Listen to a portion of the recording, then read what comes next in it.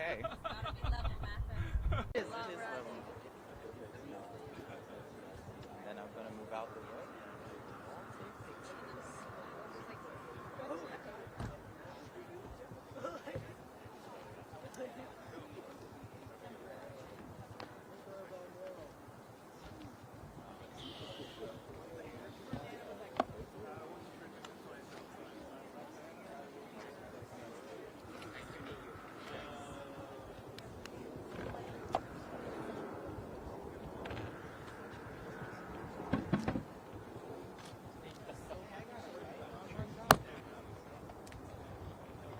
Can you hear me? Am I sounding good?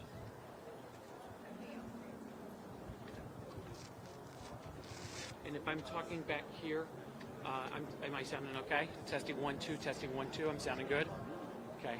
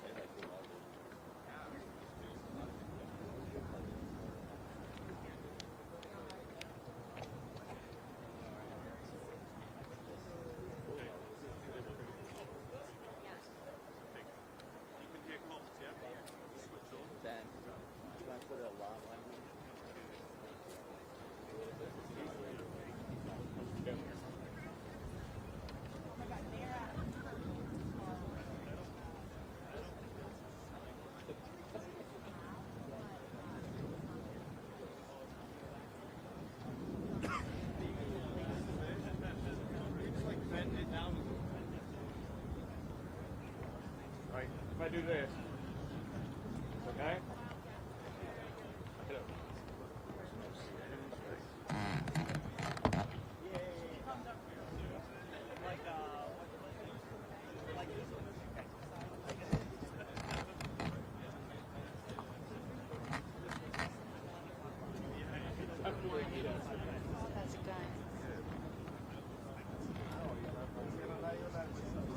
I want this to be higher.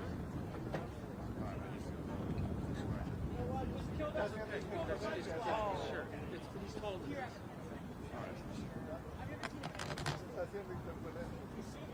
It's it.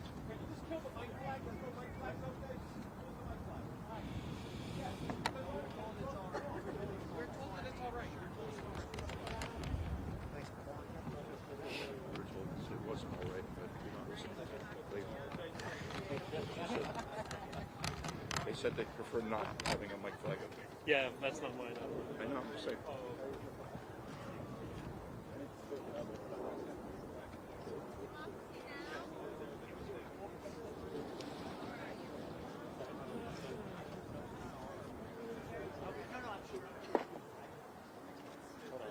Where's democracy now?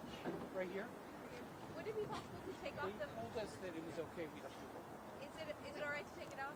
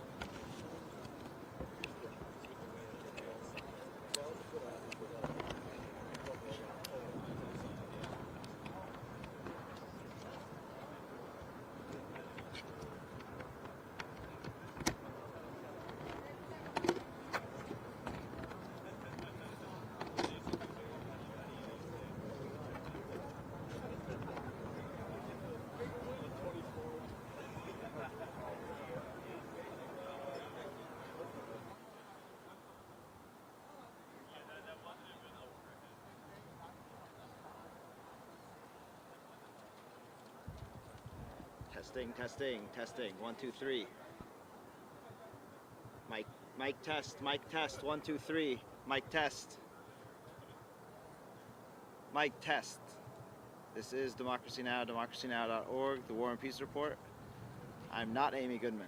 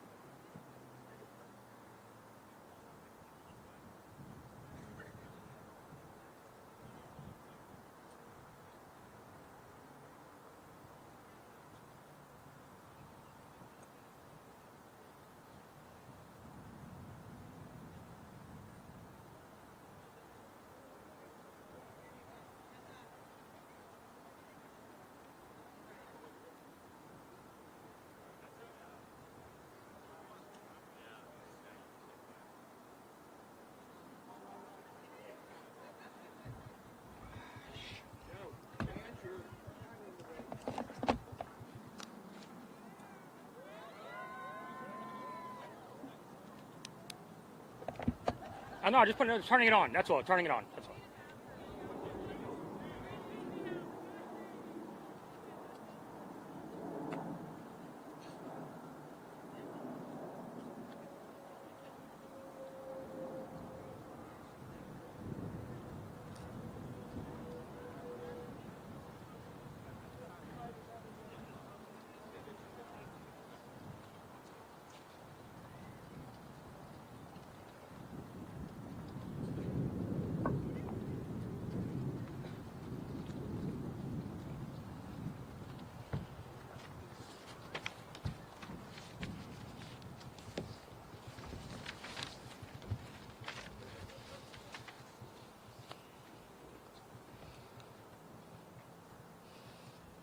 Good morning, New York. Morning. Last night, we made history. I'm so proud to be standing here today as the mayor-elect of the greatest city in the world. Over 2 million New Yorkers cast their ballots. Whether they were the more than million who supported this campaign or the others who supported someone else, or whether they felt too disappointed by the political process to participate at all, I will work every day to honor the trust that I now hold. The poetry of campaigning may have come to a close last night at 9, but the beautiful prose of governing has only just begun. The hard work of improving New Yorkers' lives starts now. That process begins with transition. In the coming months, I and my team will build a city hall capable of delivering on the promises of this campaign. We will form an administration that is in equal parts capable and compassionate, driven by integrity, and willing to work just as hard as the millions of New Yorkers who call this city home. And central to that effort is a transition team that is defined by the excellence New Yorkers will soon come to expect from government. Our team will be directed by Ilana Leopold, whose roots in this city extend back to her grandmother running the trams on Roosevelt Island.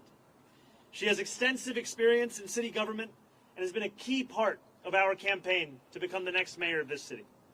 And it will be led by our formidable co-chairs, former Federal Trade Commissioner Chair Lena Khan, former First Deputy Mayor Maria Torres Springer, United Way President and CEO Grace Bonilla, and former Deputy Mayor for Health and Human Services Melanie Hartzog. Over the coming days, we'll start announcing the leaders who will implement our agenda. People like deputy mayors, who oversee entire areas of government, and the commissioners, who carry out the critical work of city agencies. Some of these people will have familiar names. Others will not. What will unite them will be a commitment to solving old problems with new solutions. We will cast a wide net. We will speak to the organizers on the front lines of the fight to improve our city, government veterans with proven track records, policy experts from around the country and the world, and working people who know better than anyone what their neighborhoods need. Throughout this campaign, I have worked hard to be accessible and transparent with New Yorkers. That same spirit will animate this transition and the city hall we build, because New Yorkers deserve a government that they can trust. And on January 1st, when our city celebrates the inauguration of a new administration, let us also celebrate a new era for our city, one that we all feel invested in and whose success we all work to achieve. Now, it is my pleasure to invite Ilana Leopold to deliver a few words. Thank you. Thank you. Good morning. My name is Ilana Leopold, and I'm very honored to serve as the Executive Director of Mayor Elect Mamdani's leadership team. I want to thank Zohran for his faith in me, both on the campaign trail and in this next exciting chapter of his movement. As a third-generation New Yorker raised in Mitchell-Lama housing and educated at CUNY, I bring to this work a deep appreciation for the city's promise and a commitment to expanding it for others. I love the city deeply, and I'm so grateful for the opportunity to help shape its future. I'm also expecting a child soon, and so I want the future that she inherits to be one of possibility and opportunity, and I want my new family, like so many others, to be able to rely on the universal child care that Zohran campaigned on. I know from firsthand experience that no one will fight harder for New Yorkers than Zohran. He has the vision and ambition necessary to drive down the cost of living so that families like mine can afford to live in the city we've built. I cannot wait to help our next mayor build a government for and by all New Yorkers. Thank you.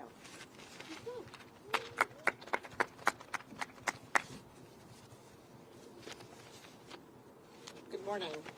My name is Grace Bonilla, and I am excited to be with all of you today. I want to congratulate Mayor Elect Mamdani on his historic victory in a campaign that captured the imagination of so many and centered the needs of working New Yorkers as a North Star. I'm honored to be part of a transition team and eager to work with you to build an administration that will work tirelessly to ensure working New Yorkers can finally afford to live and raise their families in the city that they love. As a native of Queens and a daughter of Ecuadorian immigrants who has dedicated my career to fighting for vulnerable New Yorkers, this appointment means a lot to me, particularly at a time when our immigrant communities and the people I serve are under attack. As we stand here today, 1.8 million New York City residents are without benefits to feed themselves and their families because of the inactions from the federal government. I am confident that Mayor-elect will always stand by New Yorkers and fight against any federal encroachment and that target the programs our neighbors need to survive. I look forward to helping him to build working to build an effective government that keeps every New Yorker safe, healthy, housed, and builds on the promise of our city and the brilliance of our people. ahora en español. Ante todo, quiero felicitar al alcalde electo Mamdani por su victoria histórica y por una campaña que cautivó a tantos y que le dio prioridad a las necesidades de los neoyorquinos luchando por sobrevivir en esta ciudad.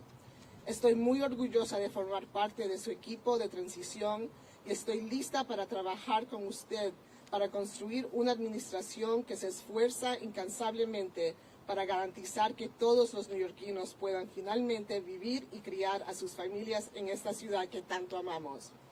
En este preciso momento, 1.8 millones de residentes de la ciudad de Nueva York carecen de beneficios para alimentar a sus familias y a sí mismos, debido a la inacción del gobierno federal. Confío que en el alcalde electo siempre defenderá a los neoyorquinos y luchará contra cualquier acción federal que afecte negativamente a los programas que nuestros vecinos necesitan para sobrevivir. Espero poder ayudar a construir un gobierno eficaz que garantice la seguridad, la salud y la vivienda de todos los neoyorquinos y que aproveche el potencial de nuestra ciudad y el talento de nuestra gente. Muchas gracias.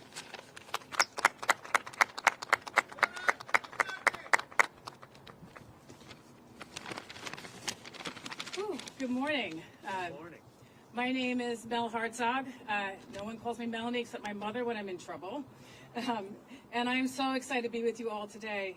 I first want to start off by congratulating our Mayor-elect Mamdani on an impressive and amazing campaign and victory last night. In my day job, I lead the New York Foundling, one of the city's largest and oldest social service organizations. I previously served across 2 administrations as the Deputy Mayor for Health and Human Services, Director of the Office of Management and Budget, Deputy Commissioner for the Administration for Children's Services, among other roles. There's one thing I've been reminded of in this work, time and time again. It all comes down to economics. Paying your rent, putting food on the table, taking care of your kids. That's what New Yorkers care deep down about, and that's what the Mayor-elect has so successfully tapped into. It's my honor to join the Mayor-elect and this incredible group of women who epitomize public service to make sure that we bring the very best, brightest, and most principled people to deliver for our fellow New Yorkers on this moment of promise. Thank you so much. Good morning, everybody. It's great to see you all. I want to start off by just congratulating our Mayor-elect Mamdani on an incredible victory and a just remarkable campaign this last year. I think what we saw last night was New Yorkers not just electing a new mayor, but clearly rejecting a politics where outsized corporate power and money too often end up dictating our politics, and a clear mandate for change where New Yorkers can get ahead and where all workers and small businesses can thrive, not just get by. I think what we saw through the campaign was an operation that showed extraordinary discipline, rigor, talent, and I know that Zohran has the vision and courage to make sure that we can actually deliver. It's such an honor to get to be part of his transition team, and I'm so excited to work with the co-chairs to make sure that we are building an administration that can hit the ground running on day one and deliver for all New Yorkers. Thank you so much. Good morning, everyone. My name is Maria Torres Springer, and first and foremost, I want to congratulate the Mayor-elect on his extraordinary victory last night, and on building a campaign for and by the people. I'm so thrilled to join his transition team of extraordinary women, by the way, and help ensure that his administration is ready to govern boldly and effectively on day one. As the daughter of immigrants who believed in the promise of this country, and as a proud New Yorker who loves and believes deeply in this city, I have so admired the way the Mayor-elect ran a campaign that reminded us that home is both our greatest challenge and the greatest hope for our future. I remain deeply proud of the work that I did across 3 mayoral administrations to make our city more affordable and more just. This has been my life's work. And I'm eager to bring that experience, all of the lessons learned, what worked, what didn't, to help the Mayor-elect achieve early, tangible wins for New Yorkers. Despite the headwinds we face as a city and as a country, the mayor-elect has truly rekindled something very powerful: our shared faith in New York's capacity to do big things and to dream boldly. Importantly, he and I share an undimmed belief in government's capacity to deliver for working people, an undimmed belief in public servants' capacity to not just meet, not even just exceed, but defy expectations. So thank you, Mayor-elect, for this opportunity. I look forward to helping you build an administration that gets to work joyfully and urgently to lower costs, build homes, expand childcare, and ensure that every New Yorker can build a life of dignity in this city that we all love. Thank you. Everyone, we'll take your questions, and the co-chairs are available to answer questions as well. We'll start with you, Marcia.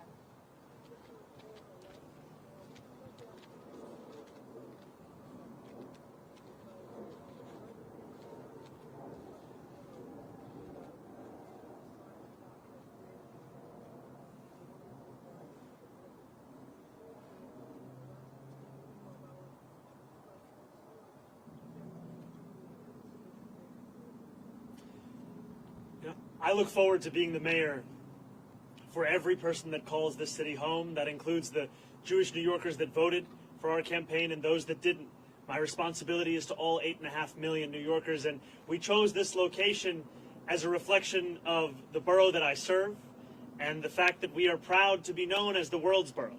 And for far too long, that embrace of so much of what makes New York City special, so much of what makes it the place that we are proud to call it our home, it has been missing in our leaders in this city.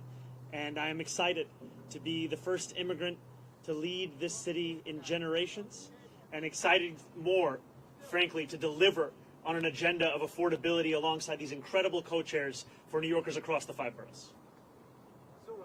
Right here, sorry, we're going to go to Josie right here. Yeah.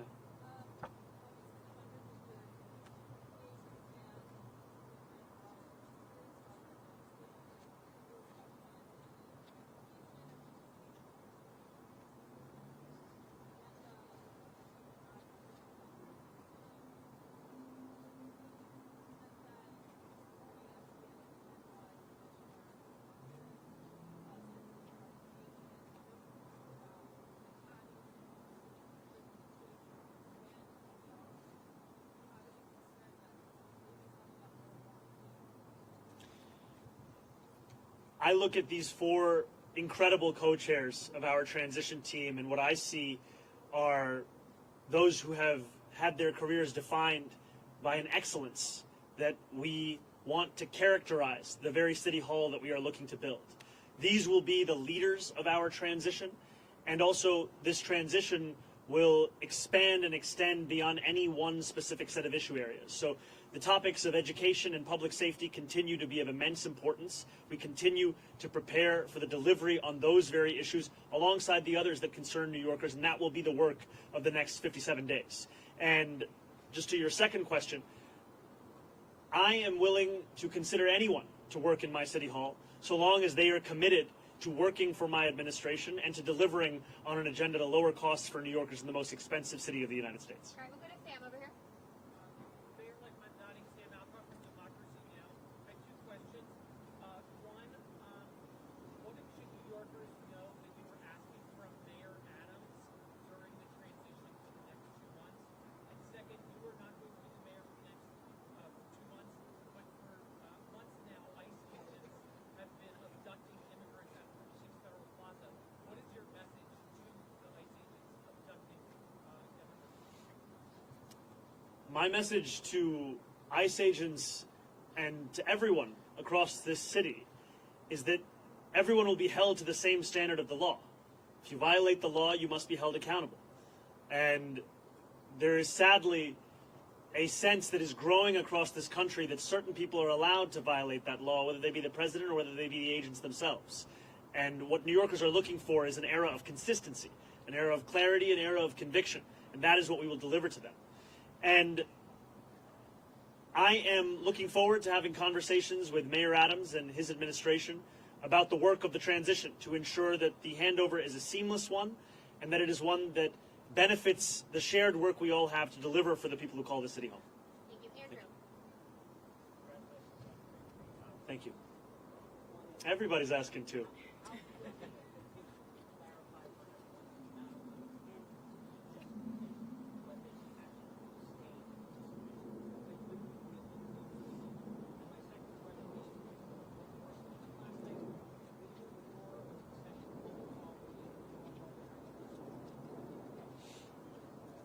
I've made my intention clear to retain Commissioner Tisch, and I look forward to having conversations with her on that very subject.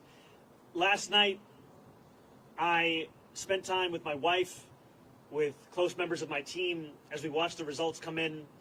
I spoke briefly with Curtis Sliwa, and then I headed to address the thousands of New Yorkers that were there, waiting to hear of what this new era of government will look like. And that is always my focus. Not on the candidates of this past election, but rather on the people that are so often left behind by our politics, and I look forward to serving them. Yeah, Morgan, go ahead. Hi, sir. How are you? Doing well. How are you, Morgan? Hanging in there. So just two more questions. Mayor Eric Adams just announcing that he plans to offer former employees who were terminated for refusing the second COVID vaccine, offering them to have the opportunity to get their jobs back. Hoping you could react to that. I know that just happened, but also just more broadly, he's also talking about stacking the rent guidelines more. What do you think about some of these efforts that he's making in these last final days to potentially make your job more difficult?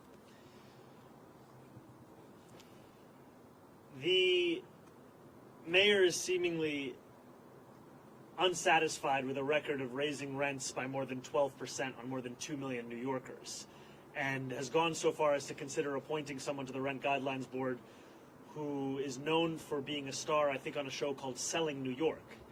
And in many ways, that's the description of what he wants to do over these next few months. I continue to believe in the importance of delivering relief for the 8.5 million people who love this city, who live in this city, but cannot afford to continue to be here. And last night I spoke of Wesley, an 1199 organizer that I met outside of Elmhurst Hospital less than a week ago. And as I asked him how long it took him to get to work, he told me 2 hours. I asked him, where were you coming from? He told me Pennsylvania. That, for many New Yorkers, is now the reality, where they have to live elsewhere because they can't afford to live in the place that they love. And that has to be our compass in guiding the work that we do to ensure that we can make this a city that is livable and make this a city that finally turns the page on an era of big money and small ideas. Thank you. Yeah, I'll go to Holly right here.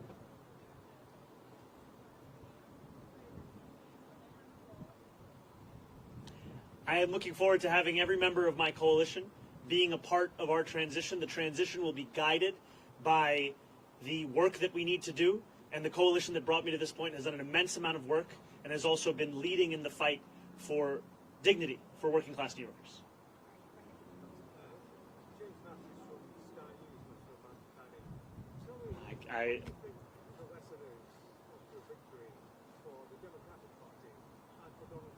Well, first I just have to say I've spent many days in my youth watching the transfer window close, final hours on Sky News, so it's a pleasure to have you here. Yeah, I'm an Arsenal fan. I have to be honest, when you said you were from Sky News, I just got very excited. Could you repeat the question one more time? Tell me, what do you think the lesson is of your victory last night for the Democratic Growth Party, which has been slow to report immigration, and what's the lesson for Donald Trump? I think the lesson for the president is that it's not enough to diagnose the crisis in working class Americans' lives. You have to deliver on addressing that crisis. This is a president who ran a campaign on the promise of cheaper groceries, and now, as was said by one of our co-chairs, has gone so far as to cut SNAP benefits for close to 2 million New Yorkers. Someone who is literally making it harder to afford those same groceries whose price he was decrying not that long ago. And what scares Republicans across the country is the fact that we will actually deliver on this agenda. And the contrast is something that they cannot bear to witness. And I try to keep my focus similar to that cover on the New Yorker where the world ends at New Jersey. and thinking about what this means for our city instead of for our nation. And I will tell you that for our city, what left me with such great hope last night were the stories from so many New Yorkers who had never voted before, who had lost hope in politics years ago. And to stand here before you, having received over 1 million votes in an election that saw turnout the likes of which we haven't seen since 1969, it shows that politics, once again, is offering more than just a settling for the crumbs that are not able to meet the needs of so many families across the city. We are finally offering a vision that can meet the scale of the crisis in working class New Yorkers' lives. Thank you. Thank you very much. Please.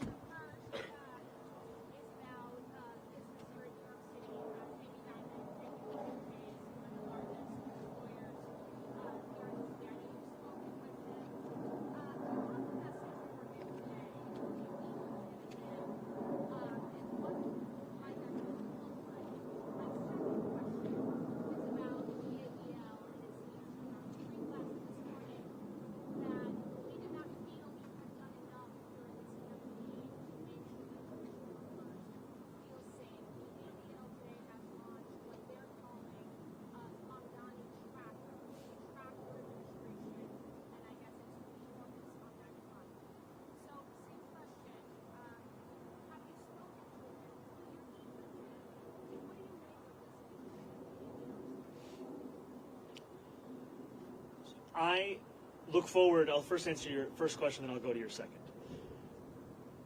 I look forward to meeting with Jamie Dimon and meeting with anyone who is concerned about the future of our city and is invested in the vitality of that same city. And these are not very different from the conversations I had over the course of this campaign with many business leaders who, while we may have disagreements on fiscal policy, we also found many areas of agreement as to what the city actually needed. And I think it is critically important that we start to embody a style of leadership that does not demand agreement across every single issue in order to even have a conversation.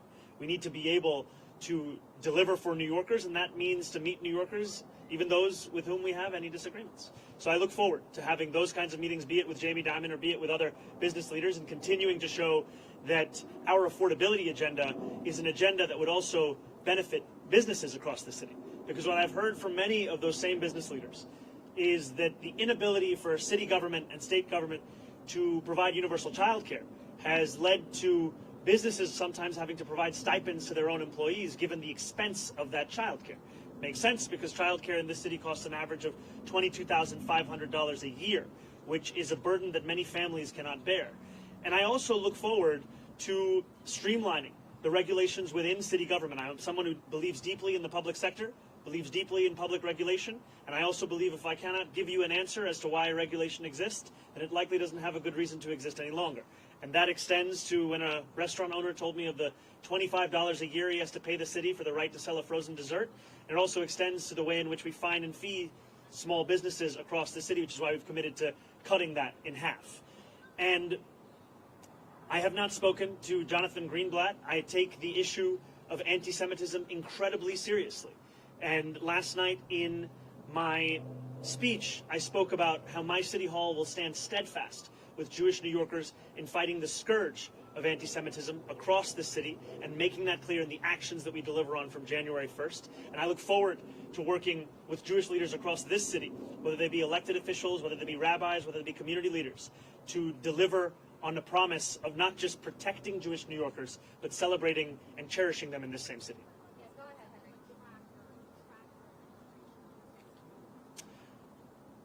I think that anyone is free to catalog the actions of our administration. I have some doubts in Jonathan's ability to do so honestly, given that he previously said I had not visited any synagogues, only to have to correct himself.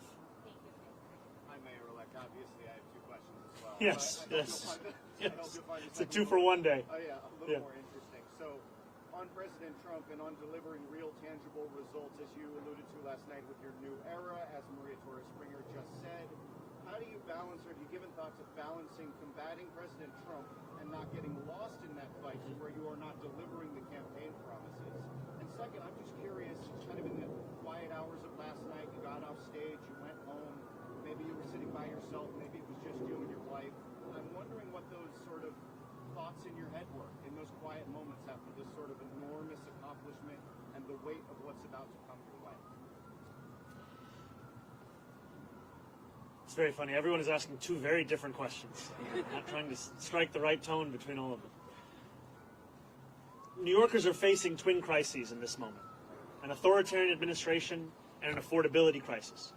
And it'll be my job to deliver on both. It'll be my job to stand up for the city and also to ensure that we do not look at Washington, D.C. as if it is the reason for all of the problems right here in New York City.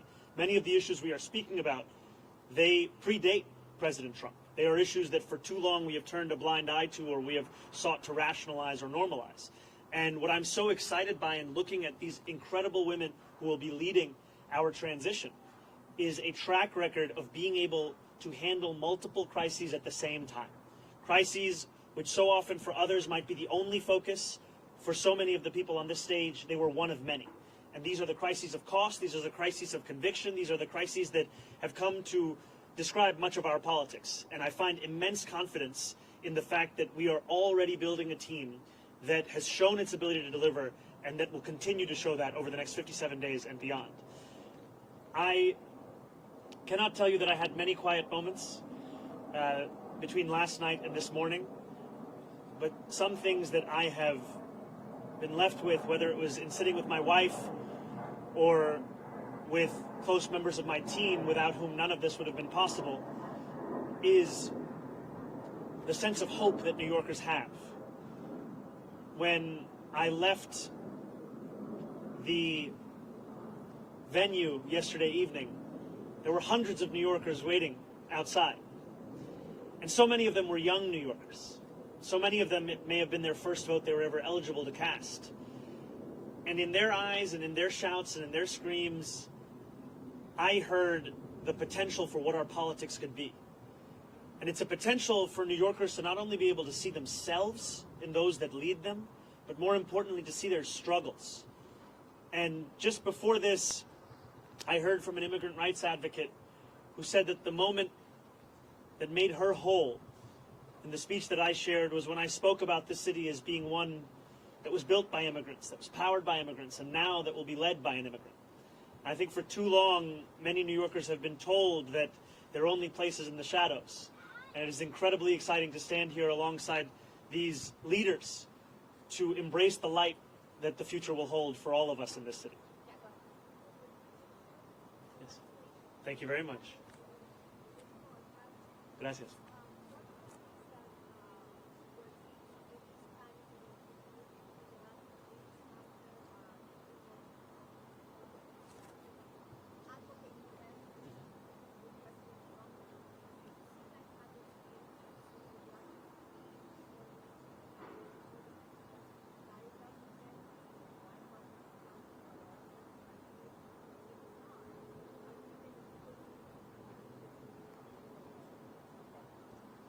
The White House hasn't reached out to congratulate me.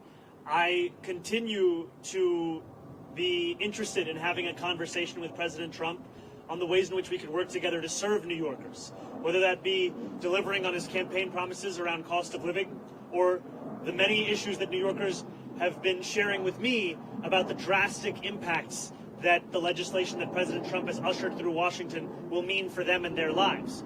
Too often we understand these impacts solely at an individual level, but if we just speak a little bit more about SNAP benefits, these are not just affecting the close to 2 million New Yorkers who are on SNAP, these also affect the grocery stores across our city. There were a number of mom and pop owned grocery stores that spoke to me about the fact that in the Bronx, SNAP revenues make up more than a quarter of all of their revenue.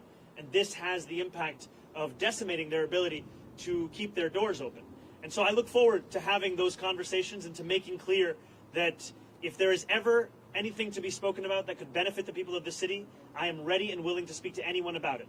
But if it is a conversation to come at the expense of those people, then I will fight that idea tooth and nail, because my job is to serve this city.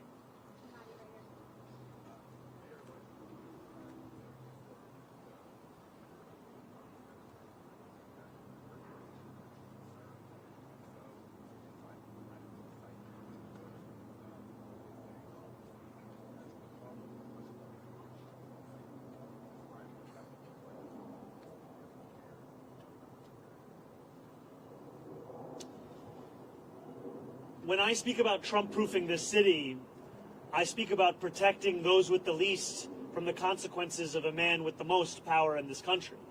It is in part a reference to the need to ensure that any fight for additional revenue is one that also looks to try and protect those same New Yorkers from these kinds of cuts to the greatest extent that we can. And it's also a commitment to ensure that so many of the storied parts of city government return back to the moments where they were on the front lines of fighting for dignity and civil rights, and I think specifically of our city's law department. This is a law department that, when you think of the seminal civil rights cases of this country, they were there. And yet today it has 200 fewer lawyers than it did before COVID. This is an example of a lack of interest from an administration in ensuring that we are investing in the tools that have been proven to protect those same New Yorkers. And I will not mince my words when it comes to President Trump. I will continue to describe his actions as they are, and I will also always do so while leaving a door open to have that conversation, because it cannot be understood as if it is an argument between two individuals. I am looking to lead this entire city, and everything that I do must be to the benefit of this city, and I look forward to delivering for that same city. Yeah, Auntie, right here. Yeah, hi. Hey, how's it going, Andrew? So after your win last night, a lot of critics went to our comment section in the social media newsroom we run, saying, talk to the Mamdani supporters in 6 months, see how they feel. Talk to them in a year, see how bad it's going to get. Do you have any comments on how those folks are reacting and how you're going to improve? Well, first I'd say we've come a long way since that conversation in Astoria Park, and it's lovely to see you here. You know, I think there were many who said similar things when we launched our campaign on October 23rd. Talk to the campaign in 6 months, talk to the campaign in a year, see where they are. And what we've shown is that the hunger, the dedication, the commitment to excellence and delivering in the ways in which we have been told are impossible, this is what will typify our efforts. It has thus far. This is what will describe them moving forward. And the passion, as Maria had said, of an undimmed potential for government to meet the needs of working people across this city, that is something that we fully intend to deliver on. These were not words that were shared as a means by which to inspire people for the purpose of an election. These were commitments that were made that we intend to deliver on to ensure that New Yorkers can live in the city they call home.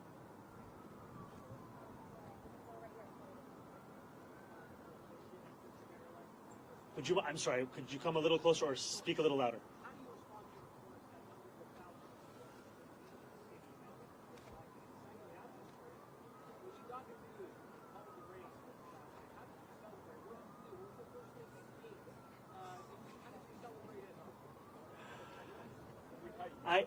I think the first thing I did was drink some water, and it took a moment for it to settle in. And when it did, oftentimes this job is described with the language of burden, responsibility, pressure. And those things are true. But what is lost is opportunity. And that is really what I felt in that moment when this race was called. The opportunity we have to deliver for people who have come to expect so little from the politics of their city. And that is an opportunity that is at the heart of what motivates me each and every day. And I look forward to fulfilling the trust that was put in me by the more than 1 million New Yorkers who voted for our campaign, and also by New Yorkers who've had concerns or skepticism. I don't begrudge them, because they were subject to tens of millions of dollars in attack ads that told them the thing that should keep them up at night was me, when in fact what I've heard from New Yorkers that the thing that keeps them up at night is the cost of rent, of groceries, of childcare. And so I look forward to earning their trust as well, because my vision of success is not that those who are skeptical leave this city, it's that those who are skeptical stay here in this city, and that we build a city that has room for even more to join us. Because this is a city that has to grow, this is a city that has to thrive, and the way that we will do so is by bringing an excellence back into City Hall, where it becomes the expectation, not the exception. Thank you. Oh, incredible.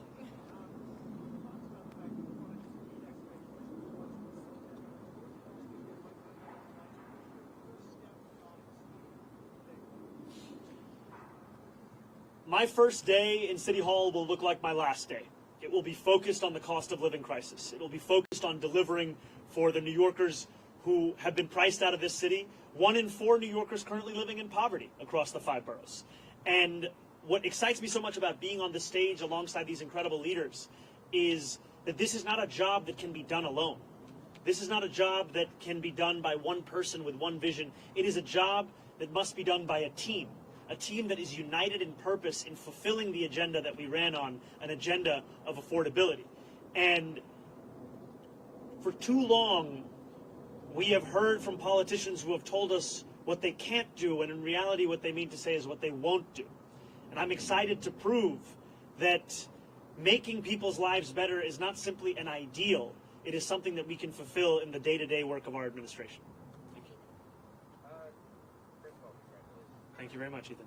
Governor Hochul has had kind of a working relationship with Trump, even though she's been very historically hot against him sometimes. Do you think there's anything you can learn from her style of dealing with him, and have you talked to her about that already?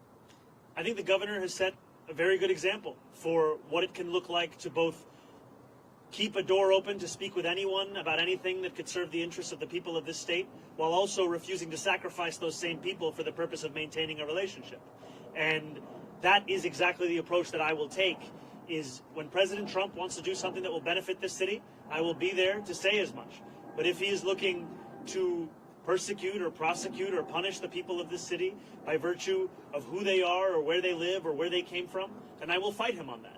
And I think too often we have had a style of leadership that seeks to put oneself before the people that you're looking to serve, and my City Hall will do the opposite.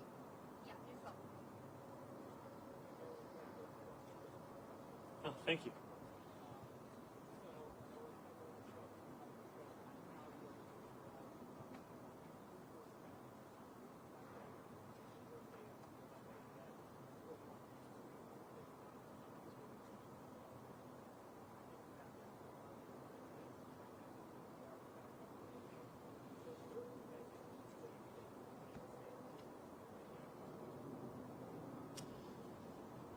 You know, this is a group that exemplifies the excellence I've long spoken about.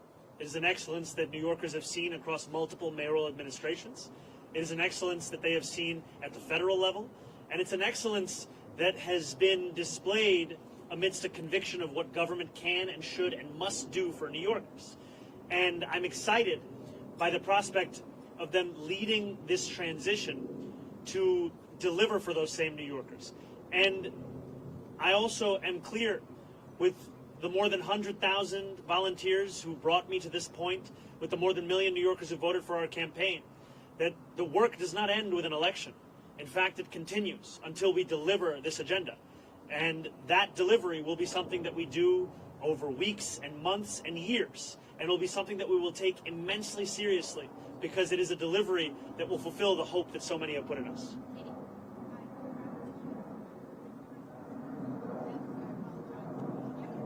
Could we do the first one? I'll answer, then we go to the second one? Perfect. Yes.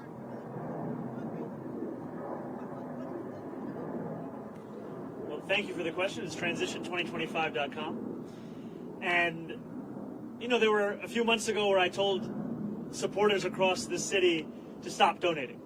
And today I am asking them to start once again. And I am asking them to do so because of the fact that a transition that can meet the moment of preparing for January 1st is one that will require staff, it will require research, it will require infrastructure. And those are things that we will have to provide. And I'm excited for the fact that it will be funded by the very people who brought us to this point, the working people who have been left behind by the politics of the city.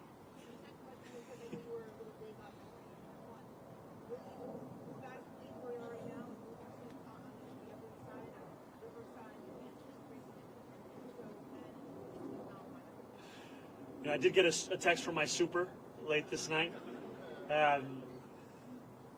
Look, I have been told time and time again, and I've embraced it, to not measure the drapes. And here I am the day after being asked to use a ruler.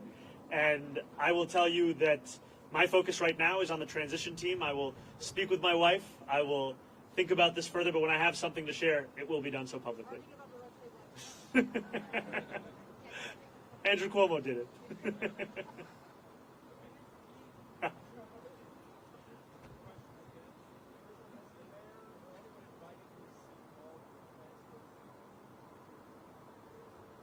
The mayor has not invited me as yet to go to City Hall, but I look forward to having those conversations about the transition.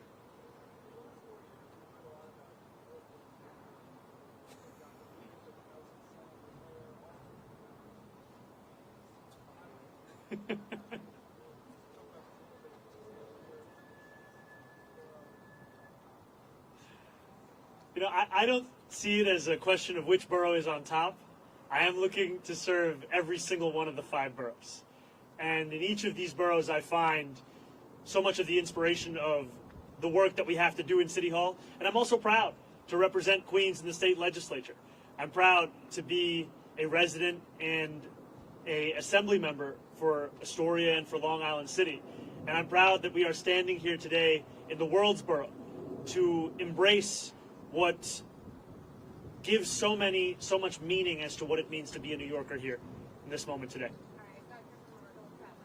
This guy's trying to get me to go against other boroughs. Unbelievable.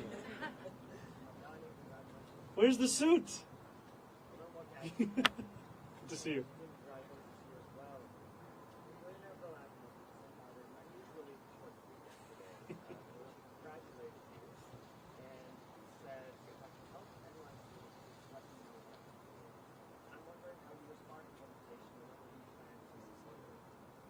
Well, I appreciated Bill Ackman's tweet and the sentiment of it, and I will continue to have conversations with anyone who is committed to the welfare of this city, the vitality of this city, and those are the conversations I will have over the next 57 days and beyond.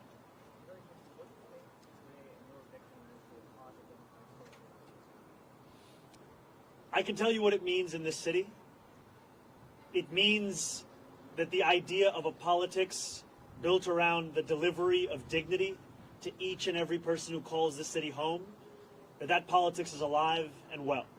And for too long, we have spent our time debating who deserves that dignity, as opposed to delivering it to each and every person who calls the city home.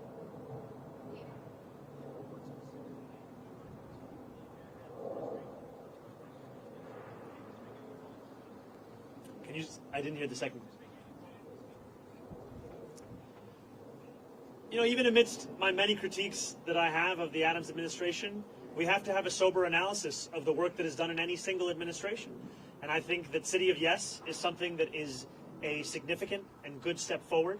I think that trash containerization is another example of something that we should continue to pursue. And these are examples to me of some of the issues which have been long recognized by New Yorkers as ones that need to be contended with by government and ones that have simply been ignored. And I look forward to continuing on those issues and then correcting the course in many and other areas of city government. And I look forward to working with the council and with the next speaker on delivering on an agenda of affordability for each and every person that calls the city home. Thank you guys so much. Thank you all. Thank you. Has Mayor Adams reached out yet to congratulate you? Not yet.